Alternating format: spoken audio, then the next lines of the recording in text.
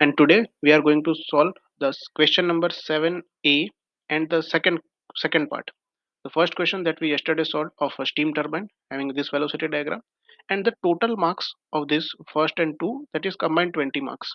So some of you might have noticed that yesterday I solved this question very quickly. Just write down the equation and put down the value. Why? Because these two questions combinedly consist of 20 marks, but their length is quite high. So we have to reduce some portions so that we have to manage the time as well as the marks. Okay. So let us see. They describe the phenomenon of supersaturated flow observed in the steam nozzle using TS diagram. How does it influence the mass flow rate through the nozzle? So what happened? This is the TS diagram. This is the TS diagram of a Rankine cycle. So this is a zero state. It is a superheated state in the turbine entry. Okay. So this turbine entry. So when steam expand isentropically, okay. So what happened? And it expands very slowly. That means our ideal condition, the, we condition that it taking as a reversible adiabatic, that is isentropic. So what happened when steam expands from 0 to B? It condense at B. Okay, it condense at B, and beyond that, it will coming into the wet region. Then, and if we go further beyond, if we reduce the pressure, then what happen? Its quality will decrease. That means wetness will increase. This happen in normal the turbine steam sorry, steam turbine in Rankine cycle. But in generally power plant there is a steam nozzle. So in nozzle the velocity of the steam is very high. It is so high. It is around near around 500 meter per second. It's almost nearly around 500 meter per second. So this is very quite high. So what happened when this, and the steams are coming in very large quantity, not it's just like a 2 kg per second. It is around 100 or 200 kg per second or more than that. So this much quantity, bulk quantity, and such a high velocity. So when it crosses the saturation line, it does not condense directly, but it will take some time. Suppose example, we are going to a situation. Suppose we are running on smoothly, and suddenly something happens, and then we are going to a metastable state, and after that some time, then we are going to in stable state. So that is the thing. So the saturation will occur just beyond this point B, that means at point 1, around a dryness fraction 0.96 to 0.97 around. So that is, so this line, a dotted line, that is called Wilson line. So this is the line where the actual condensation of the steam started. So when it is coming down till the point B, so that is the process 1.3, suppose sorry, 1.135. Okay, around adiabatic, sorry, reversible adiabatic, we can assume up to point B. But from point B to point 1, there is a change in the path here on PV diagram. I can see here from O to B, if it is follows isentropic path, so O to B and then 1.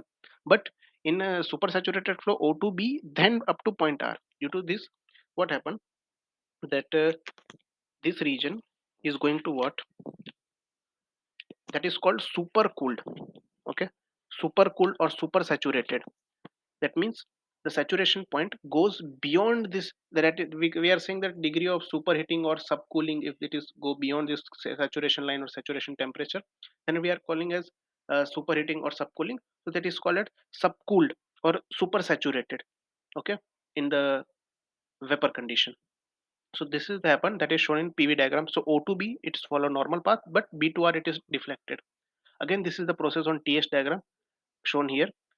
Okay, so at point B, instead of point B, the condition at saturation is occur at point 1. Okay, and this again on the HS diagram also, that has been shown.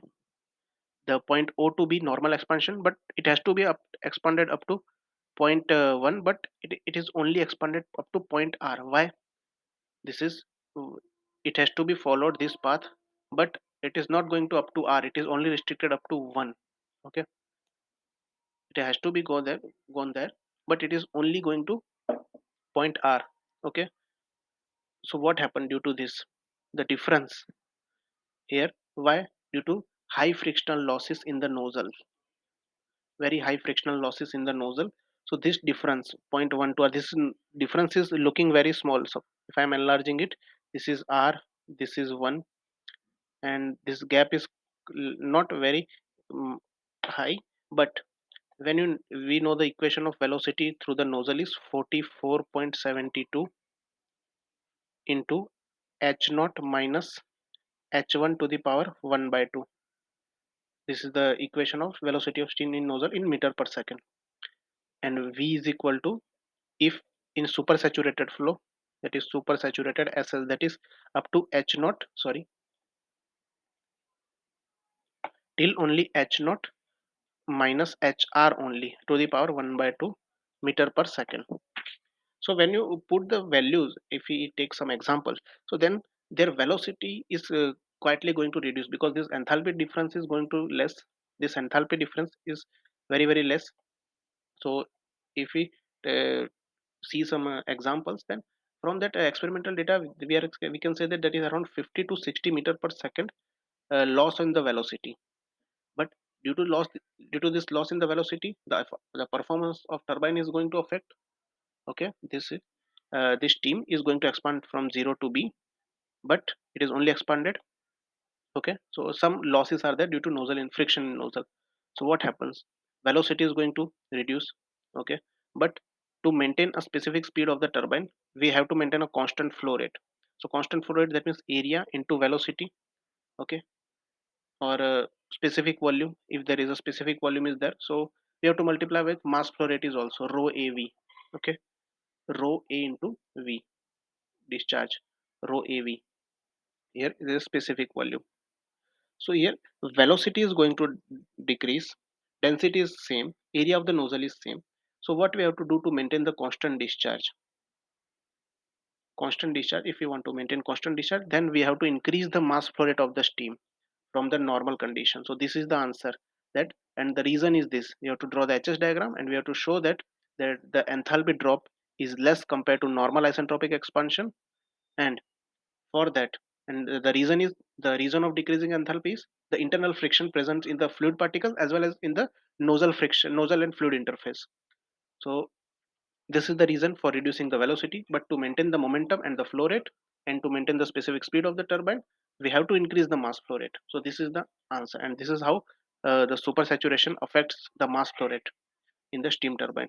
So this is the answer of today's question. I hope you like this solution. And if you have any doubt, you can ask in the comment section as well as in the chat box also. Okay, and the community post where you can connect with me, and Telegram also. So I hope you like this, share this video and subscribe this channel with your friends also, so that they will also get the benefit of this and enjoy this. And tomorrow we will see some new questions. Thank you.